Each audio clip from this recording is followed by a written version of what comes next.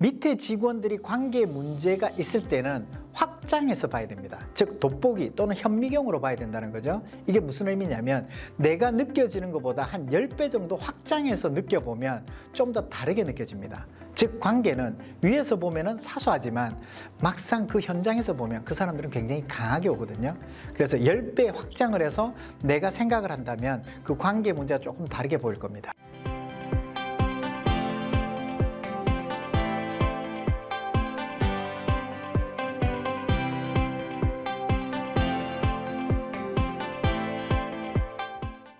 안녕하세요. 하우코칭의 이동훈 코치입니다. 오늘은 세 번째 시간 저성과자가 되는 원인에 대해서 한번 알아보도록 하겠습니다. 기업에서 이제 이렇게 요청이 옵니다. 저성과자들을 코칭을 해달라라고 이제 요청이 오는 경우가 있거든요. 그런데 우리가 생각해 보면 저성과자가 뭔가 그 사람들에 대해서 결과를 가지고 코칭을 해달라고 하지만 그들의 원인이 있을 거라는 거죠. 그 원인이 뭐가 있을까? 오늘은 그 4가지 요인에 대해서 한번 알아보도록 하겠습니다. 그러면 원인에 대해서 알아볼 텐데, 하루님, 기업에서 저성과자가 되는 원인은 무엇이라고 생각하세요? 기업에서 저성과자가 발생하는 이유는 여러 가지가 있을 것 같은데요. 예를 들자면 역할과 업무가 잘 맞지 않는다거나 또 목표와 기대치가 명확하지 않은 경우 혹은 그 당사자에게 충분한 피드백이 주어지지 않고 네. 동기부여도 부족할 경우 네. 저성과자가 발생하기 쉬울 것 같습니다.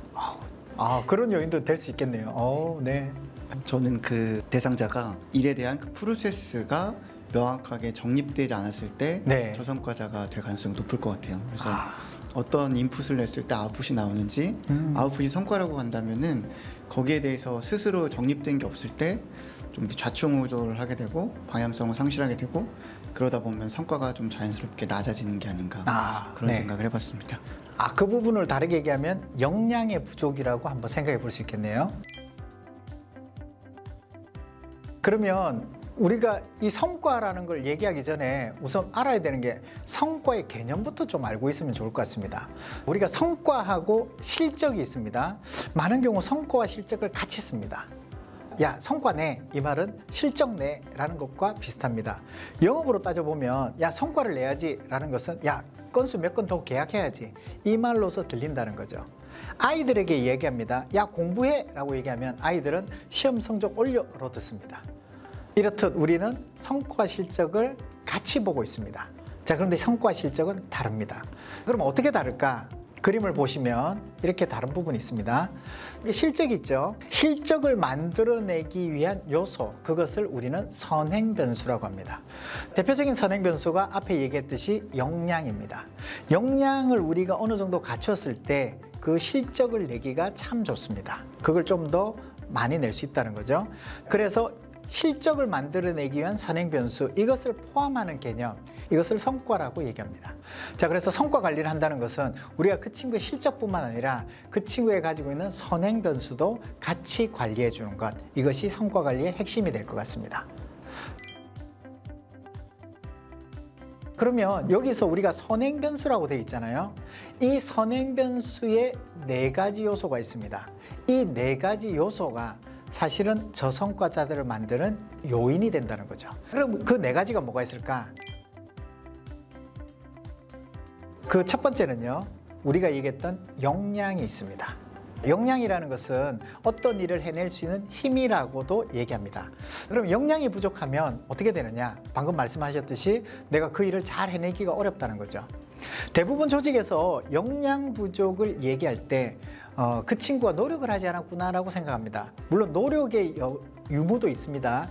자, 그런데 더 중요한 것은 역량 부족은 많은 경우 지원 부족으로 나옵니다. 지원 부족이라는 건 뭐냐면 그 친구가 그 일을 잘할 수 있도록 뭔가 교육을 한다든지 뭔가 멘토링을 한다든지 뭔가 지원을 한다든지 뭔가 그 친구가 궁금한 것에 대해서 질문을 하고 그 친구가 더 성장할 수 있도록 터전을 마련해야 되는데 그런 것이 이루어지지 않는다는 거죠. 그래서 대부분의 조직의 역량 부족은 지원 부족으로 연결되는 경우가 많습니다. 두 번째는 우리가 역량과 늘 같이 다니는 것이 있습니다. 그래서 역량이 떨어지면 얘도 같이 떨어져요. 얘가 떨어졌기 때문에 역량이 떨어지는 경우도 있고요. 얘가 올라갔기 때문에 역량이 올라가는 경우가 있습니다. 이 두 번째 요소는 뭐냐면 동기입니다. 우리가 그런 사람 있잖아요. 아, 이 친구 정말 곧잘하는 친구인데 100이라는 실적을 만들 거라고 나는 생각을 했어요. 그런데 막상 뚜껑을 열어보니까 70밖에 안 됐어요. 아니, 곧잘하던 친구가 왜 70, 60 이렇게 자꾸 낮아지지? 그랬을 때 뭘 보느냐면 그 친구의 역량이 부족한 것이 아니라 그때는 그 친구의 동기가 떨어진 겁니다. 그때는 동기를 봐줘야 됩니다. 동기를 효과적으로 접근하는 방법, 그것이 이제 우리가 아는 코칭입니다. 그리고 동기라는 부분에서 우리가 또 생각해 봐야 되는 것은 그 친구가 어떤 부분에서 동기가 떨어졌는지 한번 확인해 봐야 됩니다. 예를 들어서 내가 하고 있는 일이 우리 팀이나 조직에 기여되고 있다는 느낌을 못 받을 때 보통 이것을 기여감이라고 합니다. 기여감을 못 느낄 때 우리는 사실 동기가 많이 떨어지기도 합니다. 그래서 내 목표가 조직의 목표가 어떻게 온라이닝 돼 있고요. 그걸 통해서 내 성과가 어떻게 조직의 성과와 연결돼 있는지, 그리고 나의 어떤 결과가 이렇게 만들었던 어떤 실적과 여러 가지 어떤 성과들이 사람들에게 보여질 때 너 정말 잘했어 라는 인정을 받는다든지 그만큼 제대로 된 어떤 대접을 받게 됐을 때 그때 이제 동기가 올라갈 수 있습니다. 그래서 두 번째 요인, 동기라는 부분을 살펴봐야 되는 부분입니다. 그리고 이제 세 번째 요인이 있습니다. 세 번째 요인은 관계입니다. 보통 우리는 혼자서 일을 하는 경우가 별로 없습니다. 대부분 이제 함께 엮여져서 일을 하게 됩니다. 그렇다면 사람들과 소통을 해야 되고 소통을 통해서 뭔가 그 일을 잘 만들어야 되는데 관계가 어려워졌을 때는 오히려 그것이 성과가 안 나는 경우가 있습니다. 보통 이제 리더 입장에서는 관계라는 관점을 보게 되면 좀 작게 축소해서 봅니다. 자, 그런데 밑에 직원들이 관계에 문제가 있을 때는 확장해서 봐야 됩니다. 즉 돋보기 또는 현미경으로 봐야 된다는 거죠. 이게 무슨 의미냐면 내가 느껴지는 것보다 한 10배 정도 확장해서 느껴보면 좀 더 다르게 느껴집니다. 즉 관계는 위에서 보면은 사소하지만 막상 그 현장에서 보면 그 사람들은 굉장히 강하게 오거든요. 그래서 10배 확장을 해서 내가 생각을 한다면 그 관계 문제가 조금 다르게 보일 겁니다. 관계 문제를 해결하는 가장 좋은 방법은 물리적으로 안 부딪히게 하는 겁니다. 업무를 바꿔놓는다든지 정 어렵다면 다른 팀이나 다른 실로 옮겨서 오히려 그 업무에 대해서 서로 간에 마찰이 안 생기게 하도록 하는 것. 물리적으로 그 환경을 극복해내는 것, 그게 가장 빠르고 가장 좋은 방법입니다. 자, 만약에 이것이 어렵다고 한다면 어쩔 수 없이 두 번째 방법을 써야 됩니다. 자, 두 번째 방법은 우리가 이제 관계 개선하기 위해서 어떤 서로 간에 노력을 한다든지 그 친구와 관계 개선하기 위해서 어떤 교육을 받는다든지 이런 것이 좀 필요하다는 거죠. 그래서 관계 개선을 위해서 소통하는 두 가지 요소를 좀 알려드리도록 하겠습니다. 보통 관계는 소통에서 많이 나오잖아요. 그래서 소통하기 위해서 첫 번째 요인은 뭐냐면 우리가 저 사람과 이야기를 할 때 할 말이 별로 없어요. 그래서 뚝뚝 끊겨버립니다. 그러니까 소통이 원활하게 돼야 되는데 뚝뚝 끊긴다라는 얘기는 할 말이 없다. 그럼 다른 말로 하면 서로 간에 이야기하려고 하는 정보, 주제들이 교차되는 것이 없다라는 것이 됩니다. 그러면 이걸 뒤집어 보면 내가 가지고 있는 정보와 저 친구가 가지고 있는 정보를 좀 더 많이 교집합을 많이 만들어내면 좀 더 많은 얘기를 할 수 있지 않을까? 그래서 첫 번째 대화 방식은 정보를 주면서 질문하는 겁니다. 예를 들어 볼게요. 친구를 만났어요. 오랜만에. 자, 그 친구에게 이런 얘기합니다. 요즘 어때? 친구가 얘기하죠. 뭐 그저 그래. 끝입니다. 이게 뭐냐면 내가 정보를 주지 않았기 때문에 그 질문에 대한 대답만 하기 때문에 질문이 짧아지는 거죠. 그런데 여기서 나는 요즘 회사 야근하고 일 부분 때문에 너무 힘들고 요즘 이제 상사하고 이런 부분이 있고 이런데 그것 때문에 너무 힘든데 야, 너는 어때? 라고 물어보면 나도 지금 그런 부분이 있어 라고 하면서 좀 더 이야기가 풍성하게 얘기가 될 수 있습니다. 오늘 뭐 먹을래? 라는 것보다 오늘 날씨가 이렇고 이런 부분에 이렇고 했는데 야, 좀 시원한 게 좋을 것 같은데 오늘 뭐 먹었으면 좋을까? 이랬을 때 좀 더 쉽게 메뉴를 선택하는 게 있습니다. 자, 이런 것처럼 정보를 주고 대화를 하는 것, 그것이 소통에서 첫 번째 요인이 됩니다. 두 번째, 소통을 위해서 필요한 것은 전환 반응과 지지 반응을 아는 겁니다. 전환 반응과 지지 반응이 뭐냐면 전환 반응은 이야기를 뺏어오는 겁니다. 내 쪽으로 돌리는 것이 전환 반응이고요. 지지 반응은 그 사람이 계속 이야기하도록 만들어주는 겁니다. 자, 그것이 지지 반응입니다. 예를 들어 보면 자, 전환 반응은 이런 겁니다. 어떤 한 친구가 야, 이번에 내가 유럽 여행 다녀왔거든. 아, 이번에 그 동유럽 쪽으로 이렇게 여행을 갔다 왔어. 라고 했을 때 옆에 있는 친구가 나도 지난번에 다녀왔어. 아, 나는 말이야 어떻게 다녀왔냐면 하면서 이제 이야기를 하잖아요. 그러면 이거는 얘기를 뺏어옵니다. 이것을 전환 반응이라고 합니다. 즉 주제를 저 친구가 얘기하는 게 아니라 내 쪽으로 돌려서 나는 어떻게 갔다 왔냐면 하면서 얘기하는 거죠. 그러면 지지 반응은 뭐냐? 그 친구가 계속 이야기하도록 하는 겁니다. 즉 이야기 주제를 내가 뺏어오지 않고 그 친구에게 돌리는 거예요. 예를 들어 보면 이런 겁니다. 이번에 동유럽 쪽으로 다녀왔어 라고 했을 때 한 친구가 물어보죠. 몇 박 며칠로 다녀왔어? 어디부터 갔었어? 그 가면서 뭐가 가장 인상 깊었어? 즉 주제를 그 친구에게 두는 겁니다. 이것이 지지 반응입니다. 그래서 우리가 대화를 할 때 특히 관계라는 부분에서 소통이라는 부분을 생각할 때 정보를 주면서 대화하는 것, 그리고 전환 반응과 지지 반응, 즉 이야기를 뺏어와야 되냐 줘야 될 것이냐, 이걸 생각해 봐야 됩니다. 그래서 많은 리더들이 구성원들과 이제 면담을 하잖아요. 원온원이라는 것 또는 1대1 면담을 할 때 많은 고민하는 게 이겁니다. 물어봐도 잘 대답을 하지 않아요. 물어봐도 대답하지 않는 이유는 가장 중요한 것, 그 구성원과 리더 간에 이야기하려고 하는 주제가 얼마나 있느냐를 봐야 됩니다. 주제가 없으면 얘기할 게 없죠. 야, 군대 다녀왔어? 하는데 아니요, 안 다녀왔는데요? 하면 내가 할 말이 쫙 없어집니다. 야, 축구 좋아해? 축구 안 좋아하는데요? 할 말이 없어집니다. 뭔가 축구를 좋아하고 군대 다녀오고 뭔가 할 주제들이 있으면 그때부터 할 얘기들이 있습니다. 야, 이번에 영화 이거 봤어? 봤는데요? 하면은 그 영화에 대해서 얘기할 수 있고요. 이런 것처럼 주제, 공통된 주제가 있을 때 더 풍성한 얘기가 되고, 그것이 소통이라는 파이프라인, 즉 물꼬를 조금씩 트면서 서로 간의 관계를 회복하는 요인이 되는 겁니다. 그리고 네 번째는 조직 문화입니다. 조직 문화. 굉장히 어려운 얘기이기도 하고요. 그리고 굉장히 중요한 부분이기도 합니다. 제가 제일 1화에서 얘기 드렸듯이 사람의 마음, 그리고 이제 조직의 마음. 조직의 마음은 다른 말로 하면 조직 문화가 되는 겁니다. 그 조직 문화가 네 번째 저성과자가 되는 요인이 됩니다. 대표적인 조직 문화로서는 심리적 안정감을 얘기를 합니다. 즉 내가 어떤 이야기를 끄집어내거나 그랬을 때 사람들이 그걸 가지고 비판하거나 평가하거나 나로 하여금 조롱한다는 느낌을 받으면 그 얘기를 쉽게 꺼내진 않죠. 그런 것처럼 조직 문화는 보이지 않게 저성과자들이 내가 성과를 만들려고 하는데 내가 좀 뭔가 물어봐야 되고 내가 좀 몰라요. 좀 사람들이 좀 확인해 봐야 되는데 그런 부분들이 좀 쉽게 이루어지는지 아니면 어렵게 이루어지는지, 그것이 이제 우리가 조직 문화, 즉 조직 분위기가 되는 겁니다. 조직 문화를 이해하기 위해서는 에드거 샤인의 조직의 문화에 대한 것을 한번 생각해 보면 좋겠습니다. 에드거 샤인은 이제 세 가지 구조로 조직의 문화에 대해서 얘기했습니다. 첫 번째 요소는 가시적 요소입니다. 가시적 요소란 이런 겁니다. 뭐 회사에 가면은 건물, 또 회의실 이름, 그 다음에 패션, 뭐 조각물, 이렇게 보여지는 부분들 있잖아요. 가시적으로 보여지는 요소들, 그것이 이제 조직 문화를 이루는 첫 번째 요소가 됩니다. 두 번째 요소는 표면적 가치입니다.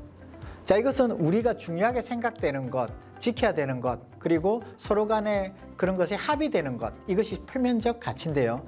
대표적으로 아마존의 데이 원이라는 게 있습니다. 데이 원, 첫째 날입니다. 자, 이게 뭐냐면 내가 아침에 출근을 할 때 내가 1년이 되었건 10년이 되었건 오늘이 내가 출근하는 첫째 날이라고 생각하고 출근해보자. 그때 그 설레임, 떨림, 그리고 이제 뭔가 몽글몽글한 그런 마음이 있잖아요. 그래서 첫째 날이라고 오자 라는 것도 있고요.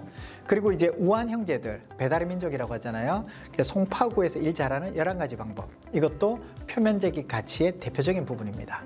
그 표면적인 가치가 구성원들의 말과 행동에서 직접적으로 드러날 때 이것이 이제 조직에서 제대로 작동하고 있는 겁니다. 자, 그리고 세 번째는 근본적인 가정, underline assumption이라는 것이 있습니다.